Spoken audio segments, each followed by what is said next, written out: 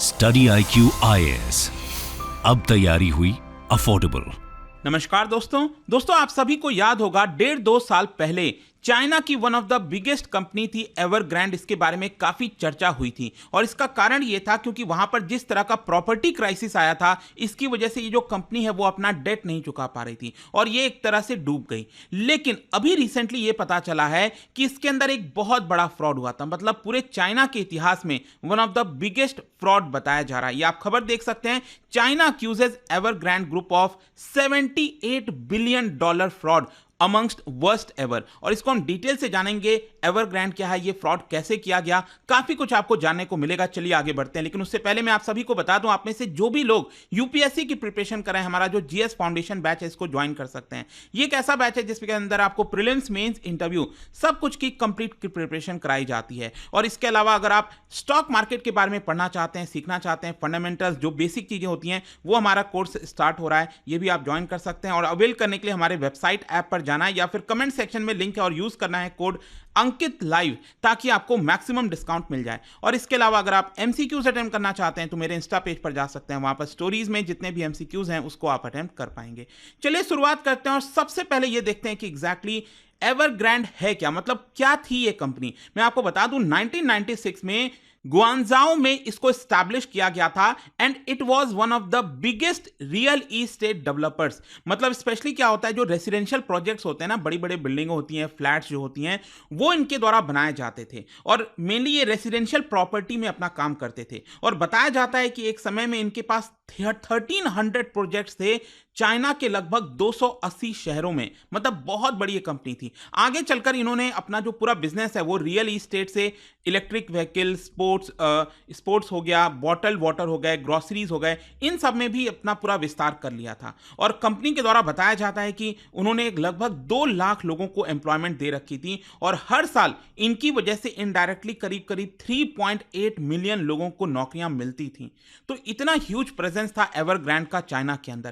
Question ये है कि अभी हुआ क्या है। देखो उस समय तो क्या था, 2 साल पहले चाइना के प्रॉपर्टी प्राइसेस बहुत गिर गए थे। तो क्या हुआ था कि ये जो कंपनी है एवरग्रांड, उनके द्वारा बहुत सारे प्रोजेक्ट्स तो बना दिए गए थे, लेकिन वो आपका बिक नहीं रहा था, कोई प्रॉपर्टी लेने को रेडी नहीं था। ये सबसे बड़ा प्रॉब्लम था इसमें। मतलब कि जो दाम पर उन्होंने बताया था, तो प्रॉपर्टी के प्राइसेस में एक बड़ी गिरावट आई थी। मान लो कोई प्रॉपर्टी किसी ने 1 करोड़ में खरीदी और उसका प्राइस गिरकर 50 लाख हो गया, 40 लाख हो गया। आप समझ रहे हो कितनी बड़ी संकट आ गई थी चाइना में।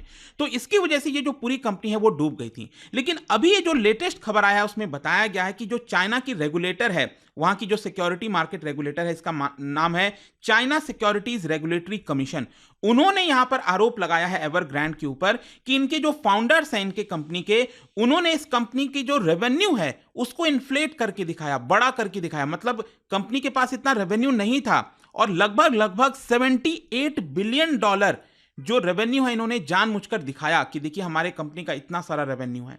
और इसी की वजह से यहां पर अब ये सारी जो धांधली है, जो सब कुछ है, वो आपका पकड़ा गया है। क्वेश्चन ये है कि आखिरकार इन्होंने ये पूरा फ्रॉड किया कैसे। देखो यहां पर जो रेगुलेटर है उन्होंने ये बताया कि सबसे पहले तो 2019 में इन्होंने अपना जो रेवेन्यू है वो 50% बढ़ाकर दिखाया था। एवरग्रांड ग्रुप की एक सब्सिडरी है हिंगड़ा रियल एस्टेट, तो इन्होंने जो पूरा अपना रेवेन्यू है, जैसे कि मान लो अगर मैं कहता हूं कि इनका एक्चुअल रेवेन्यू 2019 में था 50 करोड़ का, लेकिन इन्होंने जानबूझकर गलत तरीके से दिखा दिया 100 करोड़ का। तो ये एक मेन प्रॉब्लम है कि रेवेन्यू इतना है लेकिन दिखा रहे हैं इतना ज्यादा। फिर आगे चलकर 2020 में 79% ऑफ द इनकम यहां पर इन्होंने गलत नंबर दिए। मतलब जितनी इनकी इनकम हो रही थी, मान लो इनकम है 20 करोड़ के आसपास, तो ये दिखाते थे 100 करोड़ के इनकम। तो ये बहुत बड़ी दिक्कत थी। फिर इसके अलावा प्रॉफिट की अगर हम बात करें तो प्रॉफिट का भी नंबर ये बढ़ा देते थे। 2019 में 63% बढ़ा दिया था प्रॉफिट का नंबर, 2020 में 87% बढ़ा दिया था। समझ रहे हो कितना बड़ा धांधली हो रहा था। अब आप में से कई लोग ये सोचेंगे कि ये नंबर बढ़ाने से हो क्या रहा था। देखो होता क्या है ना कि जब आप नंबर बड़ा दिखाते हो तो आप उधार ले सकते हो, बैंक को लगता है कि आपका जो बिजनेस है वो बहुत बड़ा है। और इन्होंने बेसिकली क्या किया कि बॉन्ड्स जारी कर दिया। आपको पता है ना, एक तो सरकारी बॉन्ड्स होती है, सरकार बॉन्ड्स जारी करती है, ठीक है। तो उसी प्रकार से जो प्राइवेट कंपनीज हैं, जैसे भारत में रिलायंस, टाटा, इन सब का भी देखोगे तो बॉन्ड्स जारी होता है, जिससे वो लोग बोरो कर लेते हैं, मतलब पब्लिक से पैसा उठाते हैं।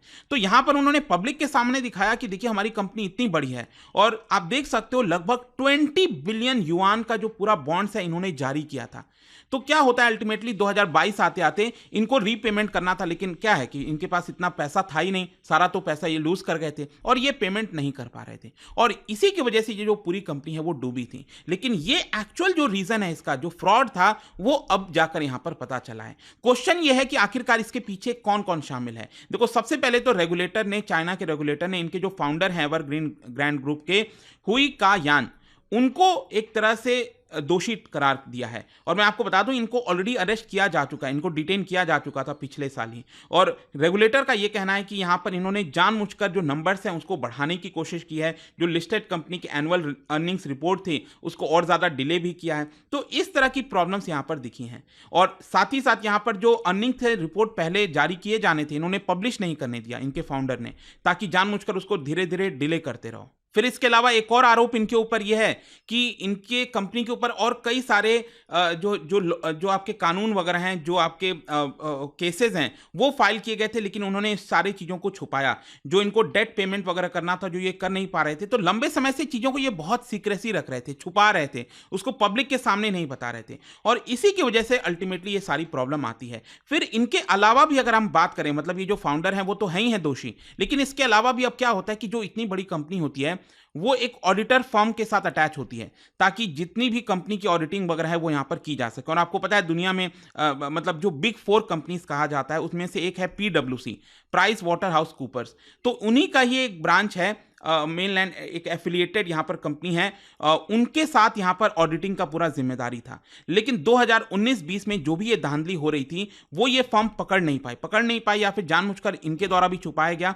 इसी की वजह से प्राइस वाटर हाउस कूपर का भी काफी बदनामी हुआ था कि आप इतना बड़ा धांधली जो हो रहा था, नंबर्स को इन्फ्लेट किया जा रहा था, आप ऑडिटिंग किस बात का कर रहे थे? आपका काम था कि सही चीजों के सामने लाना, लेकिन आप इस चीज को नहीं लेकर आए। और इसीलिए मैं आपको बता दूं 2023 में PwC ने रिजाइन भी कर दिया था, मतलब कहा कि हम एवरग्रैंड के जो ऑडिटर हैं, हम अब से आगे इनका ऑडिटिंग नहीं कर पाएंगे।